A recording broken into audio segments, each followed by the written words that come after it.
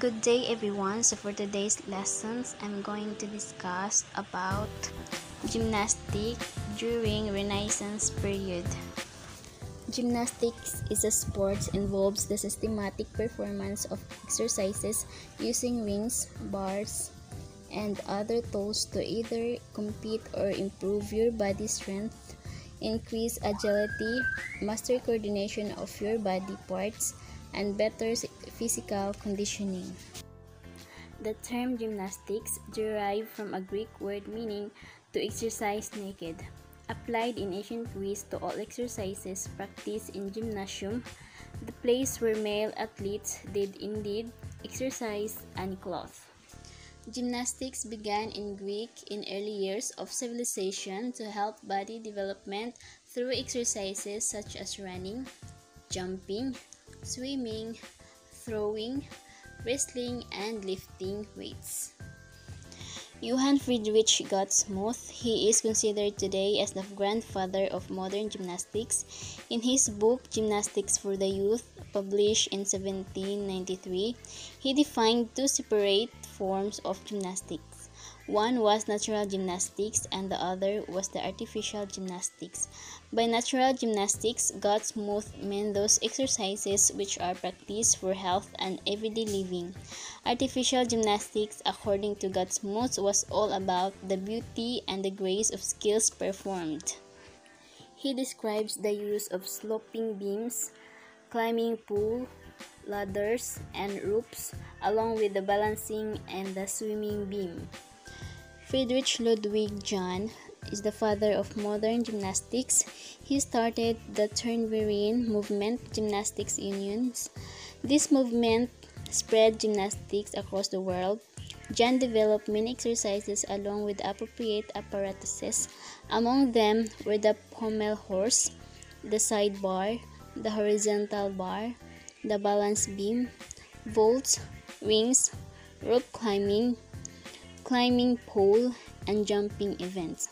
He developed them in the school where he was teaching gymnastics. In the late 18th and early 19th century Germany, three pioneer physical educators, Johann Friedrich Gottsmuth in 1759 to 1839 and Friedrich Ludwig John from 1778 to 1852, created exercises for boys and young men on apparatus they had designed that ultimately led to what is considered modern gymnastics. Don Francisco Amoros y Ondiano was born on February 19, 1770 in Valence and died on August 8, 1848 in Paris. He was a Spanish colonel and the first person to introduce educative gymnastics in France. John promoted the use of parallel bars, rings, and high bar in international competition early 20th century gymnastics in Stockholm and Sweden. We also have Per Henrik Ling. So he is the one who developed natural gymnastics using exercises for medical purposes. He was the creator of physical therapy, calisthenics, and floor exercises. So what are the types of gymnastics? So first is the artistic gymnastics. So this is the exercises that was performed on heavy apparatus. For example, the horizontal bars, parallel bars, the balance beam, vaulting, and side horse. Horizontal bar, also called high bar, gymnastics apparatus introduced in the early 19th century by the German Friedrich John. It is a polished steel bar, 2.8 cm or 1.1 inches in diameter, 2.4 meters or 7.8 feet long, and raised above 2.8 meters or 9.1 feet from the floor. Parallel bars are floor apparatus consisting of two wooden bars slightly over 11 feet long and positioned at roughly hand height. Parallel bars are used in artistic gymnastics and also for physical therapy and home exercise. Balance beam in gymnastics apparatus used in women's competition. It is a wooden beam 5 meters or 16.4 feet long, 10 centimeters or 4 inches wide, and weighs 125 centimeter or 4.1 feet from the floor. Vaulting. It is an artistic gymnastics apparatus which gymnasts perform on, as well as the skills performed using the apparatus. Vaulting is also the action of performing a vault. Both male and female gymnasts perform the vault. The pommel horse or the side horse is an artistic gymnastics apparatus. Traditionally, it is used by only male gymnasts.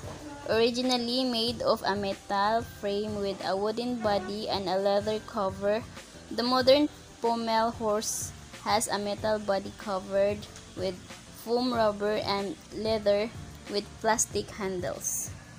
Another types of gymnastics is the rhythmic gymnastics. Rhythmic gymnastics is a sport in which gymnasts perform on a floor with an apparatus, the hoop, ball, clubs, ribbon, and rope. The sport combines elements of gymnastics, dance, and calisthenics. Gymnasts must be strong, flexible, agile, dexterous, and coordinated. A hoop is an apparatus in rhythmic gymnastics and may be made of plastic or wood, provided that it retains its shape during the routine. The interior diameter is from 51 to 90 cm and the hoop must weigh a minimum of 300 grams. The hoop may be of natural color or be partially or fully covered by one of several colors, and it may be covered with adhesive tape, either of the same or different color as the hoop. Fundamental requirements of a hoop routine include rotation around the hand or body and rolling, as well as swings, circles, throws, and passes through and over the hoop. Next is ball. The ball is an apparatus used in rhythmic gymnastics. It is made of either rubber or synthetic material, provided it possesses the same elasticity as rubber. It is 18 to 20 centimeters or 7.1 to 7.9 inch in diameter and must have a minimum weight of 400 grams. The ball can be of any color. The ball should rest in the gymnast's hand and not rest against the wrist or be able to be grasped. Fundamental elements of a ball routine include throwing, bouncing, or rolling. The gymnast must use both hands and work on the whole floor area whilst showing continuous flowing movement. The ball is sometimes placed on their back while the gymnast does a skill such as walk over. Next is the clubs. Clubs are another piece of equipment that rhythmic gymnasts use. The clubs look similar to blowing pins or bottles. They are made of wood or plastics. Gymnasts use the clubs to do circles, throws, swings, plus tapping. Another is the ribbon. The ribbon is made of satin or another similar material, cloth, or any color. It may be multicolored and have designs on it. The ribbon itself must be at least 35 grams, 4 to 6 cm in width, and for senior category, a minimum length of 6 meters and 5 meters for juniors. And lastly is the rope. It may be made of hemp or a synthetic material that retains the qualities of lightness and softness. Its length is in proportion to the size of the gymnast. When the middle of the rope is held down by the feet, both ends should reach the gymnast's armpits. 1 or 2 knots at each end are for keeping hold of the rope while doing the routine. At the ends, to the exclusion of all other parts of the rope, an anti-slip material either colored or neutral, may cover a maximum of 10.0 cm or 3.9 inch. The rope must be colored, either all or partially. It may be either of a uniform diameter or be progressively thicker in the center, provided that this thickening is of the same material as the rope. The fundamental requirements of a rope routine include leaps and skipping. Other elements include swings, throws, circles, rotations, and figures of 8. The next types of the gymnastics is the trampoline.